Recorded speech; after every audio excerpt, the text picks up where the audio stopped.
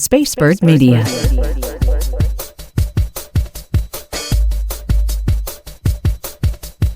Walking through the shadows, got my head held high. I believe in the power that lifts you to the sky. With every step I'm taking, feel the fire at night. Roxanne and Ace, we're ready for the fight. With faith we'll soar, our spirits will break. Together we'll rise for the dreams that we make. Unlimited style, unlimited faith, unlimited love, unlimited grace. Just you can be who you are, and when you are unlimited touch, you're a star. We're Roxanne and Ace Unlimited. So glad to see you here. Our friends, Ace and I have been buds forever and a day. Started out doing a wonderful morning show together on the radio and now doing this podcast. And we've loved every moment of it, or at least I have. Mm-hmm. How are you, my friend? I'm good. I'm still dragging, man. Daylight savings time is sucking the life out of me. Like ever so, I find myself like swaying with my eyes closed. I'm like, but I digress. Well, President Trump said he could change that in an instant and just keep it at one time, but he's not going to because the country's completely divided 50-50. There's some people who don't want to take their kids to school in the dark. There are others who want as much sunshine in their day as possible, and so he's not, for now, going to touch it. Of course, that could change 3 days from now, but that is the update. I know we'd all like it to stay, I think, consistent, but... Yeah. I mean, honestly, I'm in a sleep deprivation since 1996, so it's really my fault. I can't blame the government or the time change or anything. It's just my life. So, I still like to get up early. I don't miss our 2:30 in the mornings kind of morning, but still, Yes. 5 o'clock, I'm ready to go. And then usually by like 7 o'clock, after I've got a belly full of food, I'm like, okay, can we go to bed? And my wife's like, it's only 7:15. I'm like, okay, I'll rally, let me get some popcorn, Well, stay right here. Coming up, we've got Aimee Joseph. She has written a book based on Colossians where you can be stable, even in unstable times. You will definitely want to see that interview and be with Aimee for a moment. Ace, I'm obsessed, I will admit, and it's Sadiska Kanaki. Mm-hmm. She is a 20-year-old University of Pennsylvania, beautiful little 5'3" student, brilliant student, was headed to medical school, very disciplined, good girl, is out there in the Dominican Republic in a 5-star resort, goes out with 5 friends, one dude kind of hanging with them a little bit in the middle of the night to the beach. She is gone. Mm-hmm. I mean, so gone. Some of her clothing left on a chair. Somebody said she was swimming with some dude from Iowa. Guess what? The dude from Iowa is telling 3 different stories. Mm. And the first thing you think of is, oh my gosh, we've got another Joran Vandersloot. We've got another Natalie Holloway situation where we have a dude that keeps changing his story. And the Dominicans say she probably drowned. But here's the difference. Today, the FBI got involved. Nobody wants this girl to be gone. Yeah. And her dad thinks it could be human trafficking, that his daughter's been kidnapped. It's a nightmare. Yeah, and these are the stories that, like, with our kids, especially as Mia's getting older and, getting ready for college, like, we've had these discussions of if you go to the beach with your friends, you don't go off with strangers from another state. You don't, even if they're your age or, a year separation, like, if you don't know them, it's like, hey, nice to meet you while you're in public with, like, millions of people around you or, 30 people at a Applebee's, but do not leave, because these kinds of situations never turn out to be anything but bad. Well, and people say that's going to be tough for the Dominican Republic. We were there a year ago. It was one of the best vacations ever. I felt really safer than most countries I visited. So that's a sad aspect of it. But we've got to find this girl. And the parents are not upset with what the Dominicans have been doing. They have had dogs. They have had helicopters. They have had searches. They have had thorough interviews. They've been after it. But the fact that now the U.S. and Iran are involved because that's her where her family's originally from. So the embassy from Iran is involved. As of this taping, she is quite gone, and it's horrible. You see her sweet; she's the sweetest face. It's just like you said, when you have kids, and even if you don't, you get this horrible feeling. If you've ever Yeah. lost a kid, even for a moment, Sure. you know how horrible and sickening it is. Yep. And you can imagine looking out at a vast ocean and not knowing where your kid is. It's kind of beyond me. Yeah. And I just hope that there's some resolution to this Yeah. and very, very soon. Yeah, and I would even say too, I, as much as like GPS is now our friend on our devices, like if you go to a place that you're not normally there, but you're with a small group and you do get separated, share your locations with each other. Hey, we're gonna go do this thing, but follow me on my phone so you know where I am while I'm gone. Like that kind of stuff, we need to be using technology for good to those purposes so that stuff like this can stop. Well, and it's a good point that you bring up, and a lot of people are skewering all of the friends because they never should have left the beach without her. And then, so it was 4 a.m.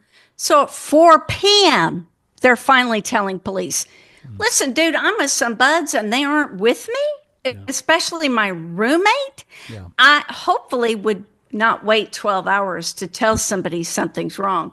And so we don't know all the facts as of this taping. This is the updated, brand new updated information. I don't know if you've had a chance to see this, but I just thought of you, Ace, because I'm so jealous. You got to meet Kiss. Beck's so jealous. Beck's so, can I say so jealous? You met Van Because, Halen, so I it's a think- trade-off. We just have two sides of the Oh, coin. I'm so jealous. Gene Simmons, when he had his reality show, I just kind of never missed it. The dude is brilliant and so entertaining and a masterful marketing person and a humorous person and looks like a great dad. Well, you know what? He just never stops creating. His latest, he's 75 now, doesn't look it. You can be a Kiss Ultimate fan. It will cost you $12,500. What do you get for it? You eat with Gene, you're backstage with the whole band, you help set up a show, you're introduced at the concert, and you get a guitar signed by the band. What do you think? Okay, so as someone who has been a roadie, because I'm a drummer and drummers never have help, so we have to do our own stuff. I don't want to be hauling Gene's stuff around just to be able to say that I was a roadie with Gene Simmons. Because again, roadies, like that's almost like a disrespect to roadies. Like it's like, wait a minute. They're paying to get that job, you know, and maybe, who knows, maybe you do such a great job that Gene goes, hey, I'm going to give you your 12 back and I'm going to hire you. Now you're an official part of the band. Like maybe that happens, you know, that there are Cinderella stories and even roadie life, you're right. But I even as a Kiss fan, even when I got to meet them, I used a connection to be able to get to them, which a lot of people paid for. I just knew somebody at the record label. They're like, yeah, come on, we'll let you in. So, you know, that's the perks in radio. It's one of the few that still ever existed is, you know, you're 2 degrees separated from whatever artist you want to meet. And I don't know. I mean, Gene is Gene. The thing I will say, when a guy copyrights the Moneybag logo because he doesn't want anybody to use it but him, and then if they use it, they have to pay him, that tells you right there that, you know, anything is marketable. They've got everything from, you know, Kiss condoms to Kiss coffins. So, you know, I ain't mad at you, but that doesn't necessarily mean that I'm going to spend it on everything you put your name on. Come on, I have to admit, I would like to be the one that got to do that, but hey, there are a lot of other uses for that amount of money. Trust me, lifting an amp and carrying a guitar, it's heavier than you realize. You wake up the next morning and go, why do I haul $500 worth of equipment for $50 a night? Like that's the reality. Good question. Shall we talk about being a giant slayer? You know, I did a whole Bible study on David. Beth Moore does a whole study, and a group of about, I don't know, we were 40 women studied it, and I fell in love with David. And of course, the famous story that we all know, how he took care of that Philistine that was trash talking God. Yeah. So how do we apply that kind of thing to life now? Here's the thing. go after it. Yeah. You know what? Tackle that thing that you want out of your life, or tackle the thing that you want in your life. Have courage and know that God is on your side. Well, and the thing that I really take away from the David story, especially David and Goliath, and now with the House of David streaming on Prime, I don't know if you've started it yet, but it's on my list. But anyway, all of that to say is, David, he conquered the giant by doing what he was good at. He was trained with a slingshot. Like, he didn't need other weapons from other people just because that's how they would have tried to take down the giant. He used what he was gifted in and accomplished what he needed to. So I think that's the thing we tend to forget. We think that we can't accomplish our goals or slay the giant in our lives until we've accomplished a certain number of skills or a certain weaponry or whatever. But God gives us, it's the whole Mr. Miyagi mindset. You train so you don't have to fight, And so it's like, I am my own lethal weapon. It's like, I'm registered with the state. Don't jack with me. And I think, whether it's a mental or spiritual giant, or it's a physical one in that case, God gives us what we need. We just need to be training ourselves to be really great with it. Absolutely. And if God is for you, who can be against you? Amen. He's on your side. David sure did trust in that. When you're a short guy and you're going up against somebody 9 feet tall with a lot of armor on, Yep. you got to have a whole lot of guts. Right. Some strategies to strengthen our relationships. Oh, we're always wanting to do that. Repot your friendships. This is something I've never heard of before.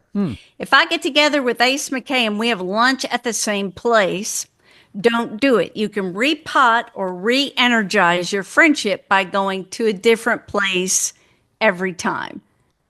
All right. Your thoughts on that? I'm always down for a new location. Typically, if I'm having lunch with you, we're picking where are we on that given day that we can just meet in the middle. And most of the time, it's always in the same area. But it's kind of like even within our own marriages, like you wouldn't have, like you and Wayne have Saturday date day. You wouldn't do the same thing every date. Like you mix it up. So I could totally get down with that. It's just a matter of, do you have the one friend who is adventurous? Or do you have the one like, a 14-year-old boy that wants to go to the same restaurant every time? It's like that's the thing that I love is my friends. They're like, hey, let's go try this place. It just opened. All right, let's go, And then you're like, okay, that was a bad idea. Let's go back to our old place next time, But at least you tried it, right? Yeah. And I have a certain place where I like their latte. And when I don't have it, I miss it. And so I tend to go back to the same coffee shop for meetings. But have you Just noticed something I do? But have you noticed when you have your favorite thing at the place you go to often, when you do go to a new place and you try to explain to them what you want, and they're like, oh yeah, we can't do that, which is only going to force you back at the place. Like we're spoiled in the routine of the places we do like. But then when other places can't, execute the same, they're like, well, we're good at this. Yeah, I don't want that. Thank you. Like not everybody can do the lavender latte, just saying. Yeah. Mind your yellow flags. And this is something that I really wish I had done a long time ago. But there are yellow flags. Like, does your date think all of his old partners are crazy? Yeah. That's a no-no. Does your family, are they really questioning? Like there was somebody I was dating for a while and my daughter, and I wouldn't let my daughter dictate my relationships honestly and truly, but she was like, Mom, that's a no.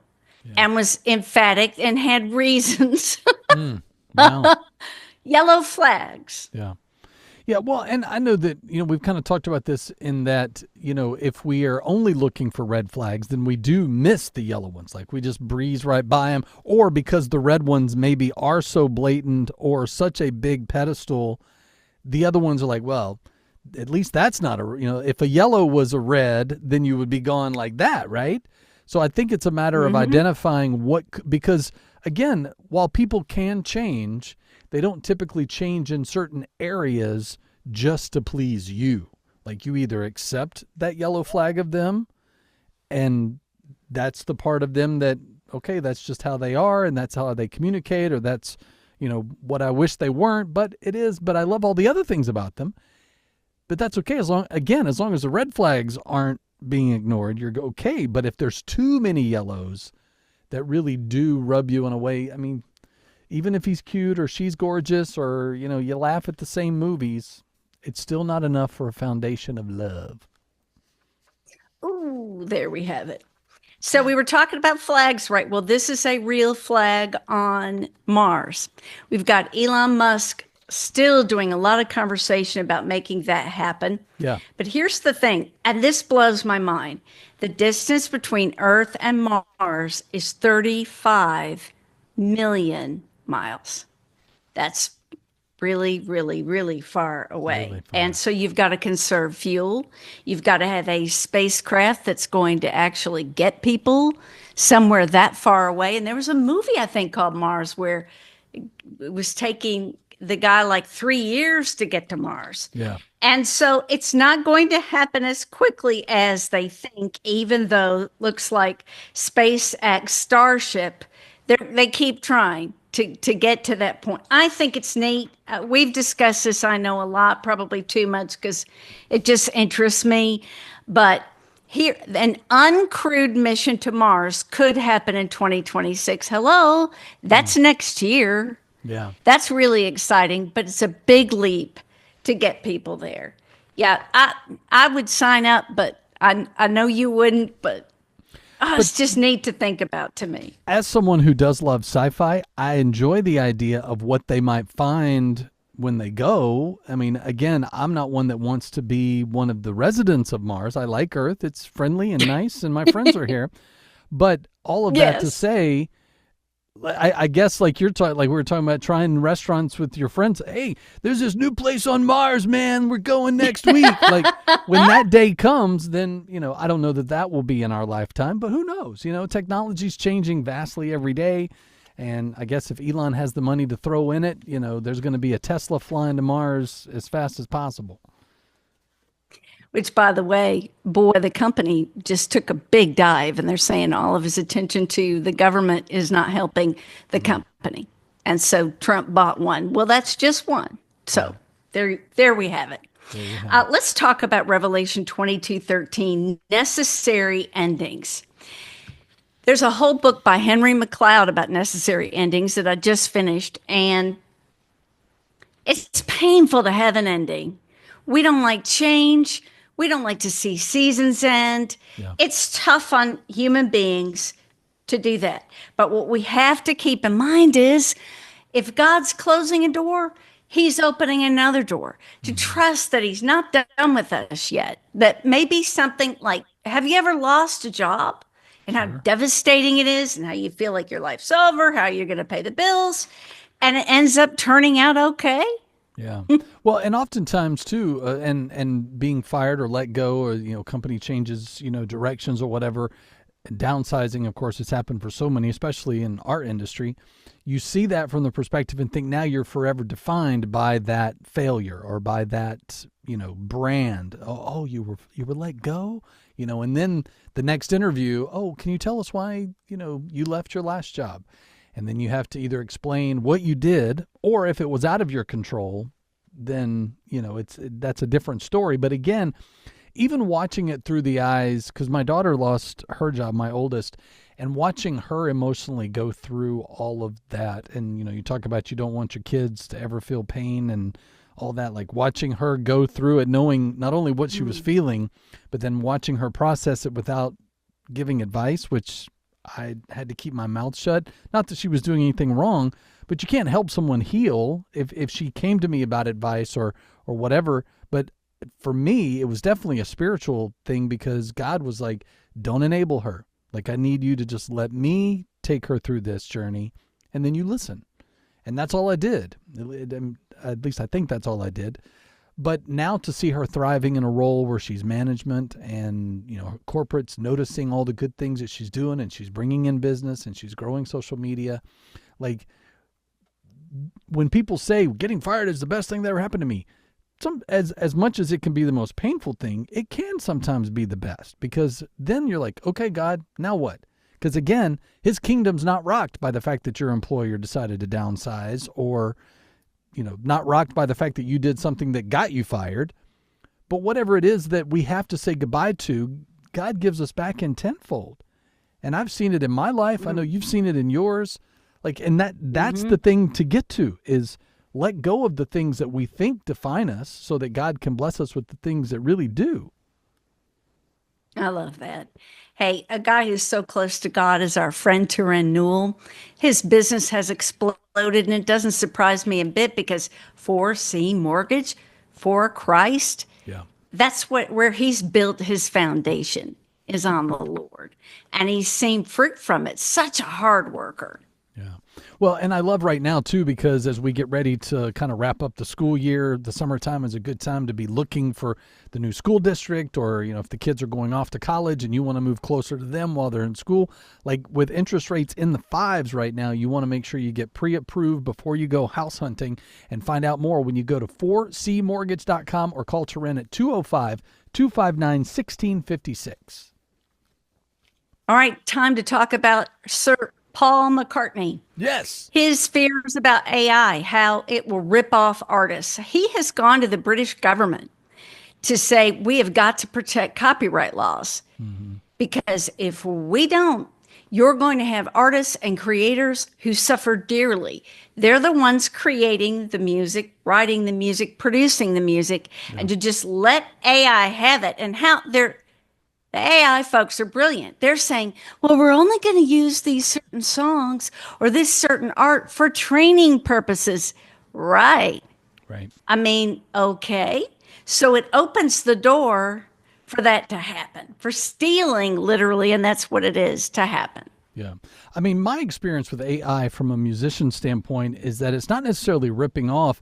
It's using popular songs to understand the algorithms of why that song has the melodic flow and feel and so forth, so that as you try to either emulate or produce something with that melody, then it allows, or not even the melody, but for it to create a whole new melody based on popular. So if you were to say, I want to write a ballad on an acoustic guitar, AI can kind of help you create a chord progression that you might not naturally have thought of. And then it's your own interpretation from there. But as AI gets more advanced, my belief, nothing against Sir Paul, my love of the Beatles, there's something there that I have to disagree with him on, in that I think it will distance itself, that you won't be able to know the difference between an AI artist and a real artist. I believe the technology is advancing fast enough already that it's getting there, or is there, and we don't even realize, oh man, I love that song. And then, 3 months into being a fan, you're like, that's an AI? Like it will blow you away. I promise you that. Well, it already is. That Justin Bieber song I love so much. It's not Justin Bieber. And it's a Christian song, but it's not him. And I have to tell myself, it's not him, even though you would swear that it was him. Right. So as we wrap up, we haven't talked about cute animals in a long time. And Moo Dang, oh my goodness, is a pygmy hippopotamus. I didn't even know that was a thing. You just want... Yes, you want to talk about cute. I'm panda crazy, but this little thing, she's spongy, she's squishy, she got a sheen, she yawns, she naps. Oh, you just want to, and she is in Taiwan. She's a superstar. 600% the visits to the zoo where they keep this pygmy hippo. Yeah. It's exploded. You can get T-shirts. You can get cocktails with her name. People are obsessed. And you want to talk about cute. And the thing about them is they're becoming very rare. You find them in Africa. Right. Learn something new every day. I didn't know. Okay, you got to go to Africa to get a pygmy hippo. And then they're disappearing. But, oh, cute. And her little rump. Her rump is just... They do grow up, and then they're big and crazy looking. But they only get to 500 pounds, Ace. Oh, only? That's huggable. Imagine starting your day with a coffee that changes lives. Say hello to Roxanne Blend. With creamy malty aromas and hints of caramel, pecan, and butterscotch, Roxanne Blend is crafted from the finest Arabica and Robusta beans. Perfect for espresso or your favorite cup in the morning. At My Brother's Cup, every purchase supports medical and humanitarian missions, helping victims of trafficking. Enjoy quality, care, and a cause you can believe in. Visit mybrotherscup.com and make a difference with every sip. Roxanne Blend. Great coffee, greater good. We're Roxanne and Ace Unlimited, where God blesses us with the most wonderful guests, and we're super excited about this one tonight. She has planted a church alongside her husband. That's very important. Center City Church in San Diego. Isn't that fun? She's the author of numerous books, but tonight she is joining us as she dove deep into Colossians. What can we learn from this short book? This book is called You Are Secure, Devotions for When Life is Uncertain, and the book is beautiful. It turned out so well. We welcome Aimee Joseph. Hi there. Hello, thank you for having me. So, Aimee, as a fellow church planter, I would love your input, especially for people I also know in that world, because as so much went online during COVID and a lot of people didn't return, how do churches even plant, even more so grow as a result of that turnaround?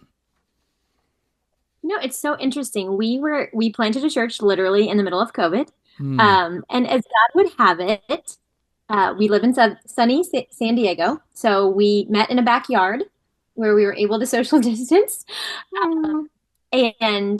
And then as soon as COVID ended, we had outgrown the backyard and we rented space in a building. And so, what's been really interesting and fascinating, at least for us, we came to San Diego by way of South Carolina. So we were in the Southeast doing college ministry, came out to San Diego about 15 years ago.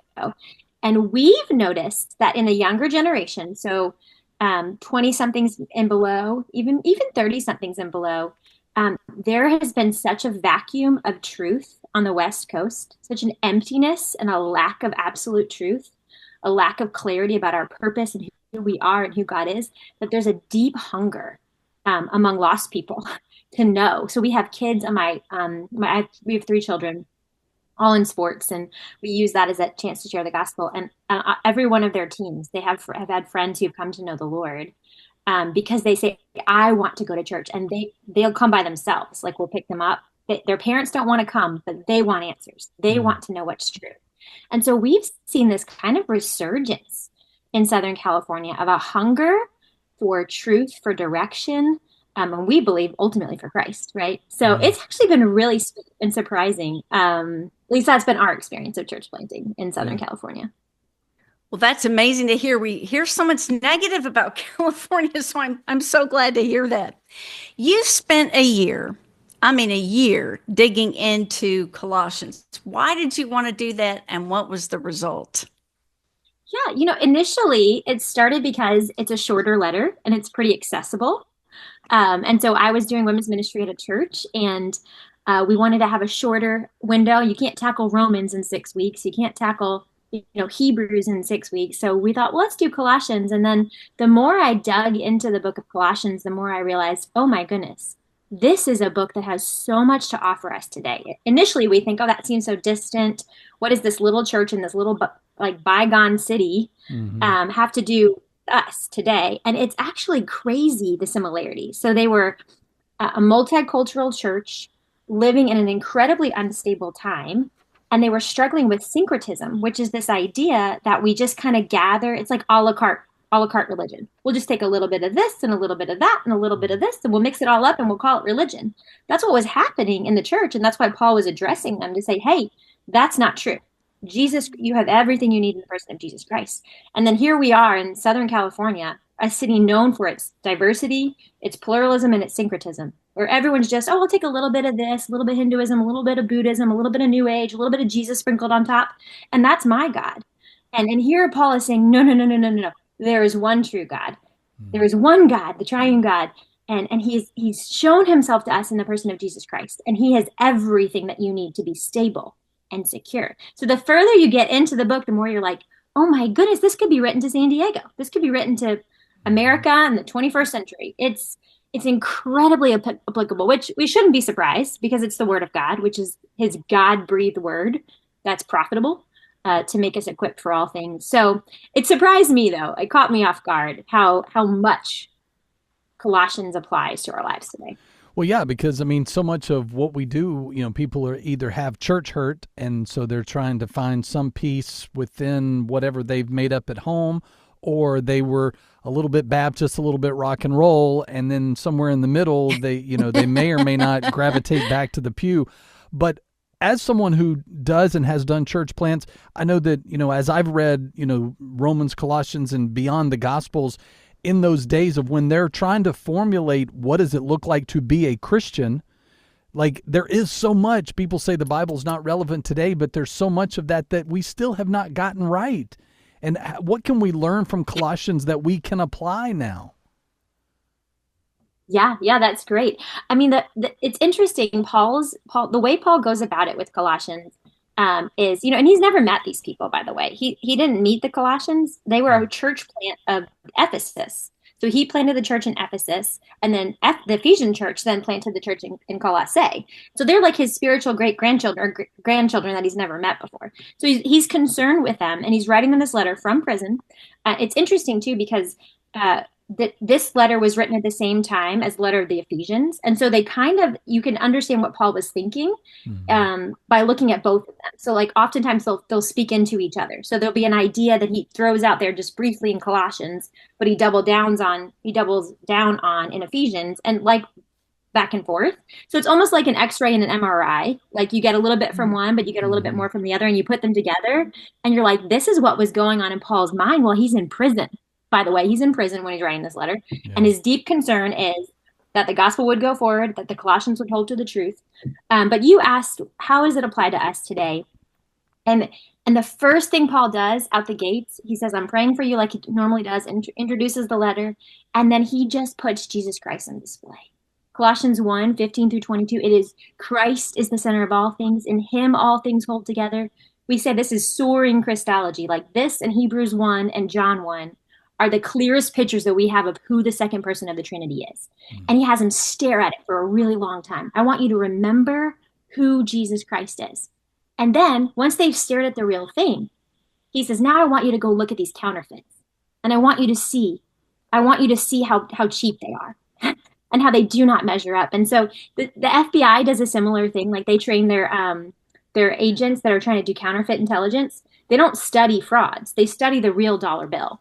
And when you've studied the real thing, you see the frauds. You see it because you're like, this doesn't even come close. Yeah. And so I think that applies to us today. We live in a day, all kinds of mistruths and false narratives and twisted truths, half truths are being sold to us on social media, all around us.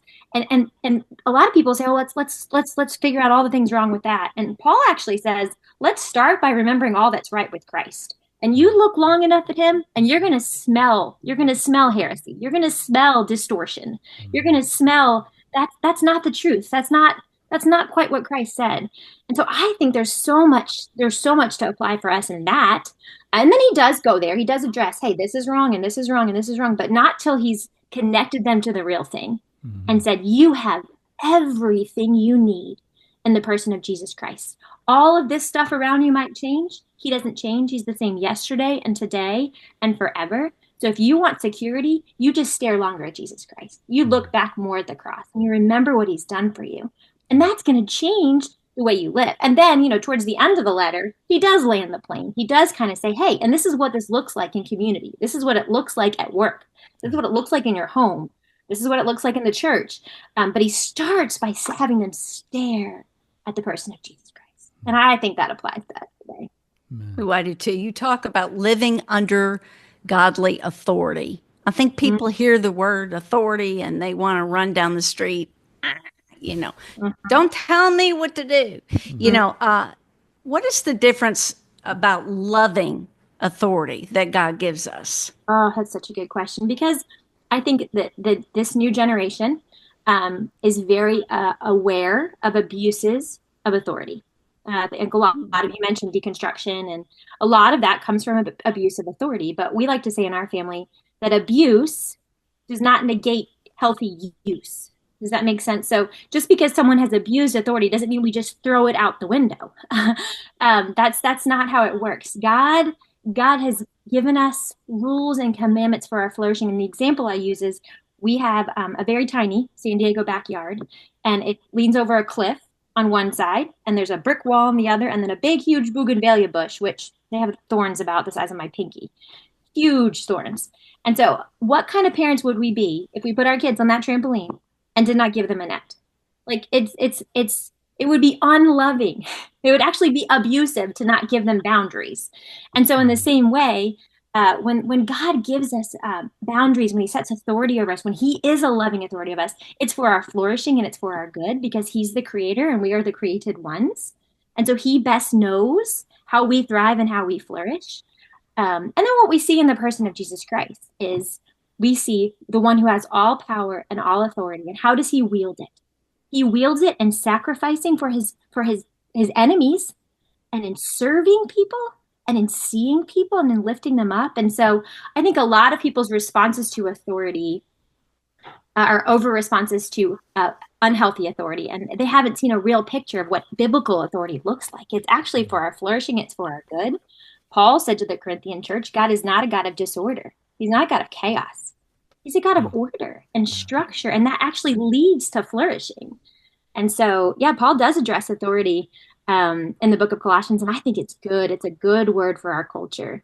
That biblical authority looks really different than the abuses of authority we've seen all around. And sometimes even within the church, right? Yeah. But we don't get to just throw away authority because we've been hurt by authority. We get to reclaim it with biblical authority and with the truth. Yeah. Good stuff. Aimee Joseph helping us dive into Colossians, giving us insights. What's the best way for people to find you? I am on Instagram at Aimee Joseph Writes. I have a blog that I write, aimeejoseph.blog. And other than that, I'm kind of quiet. Vibes. Vibes. Vibes. Yeah, yeah, yeah! All right, before we jet out, we got to check in on each other. So what's your vibe this week? So my husband is taking me to see Whose Line Is It Anyway? And I thought it was a play. So I said, honey, what is that? And he's like, you have never seen Whose Line Is It? I mean, he knows everybody who's ever been on it, every recording of it, seen it all. Yeah. And so he said, YouTube, we're going to watch. And Ace, where have I missed out? Wayne Brady. I was like, who is Wayne Brady? And my husband was like, oh, help my wife, please.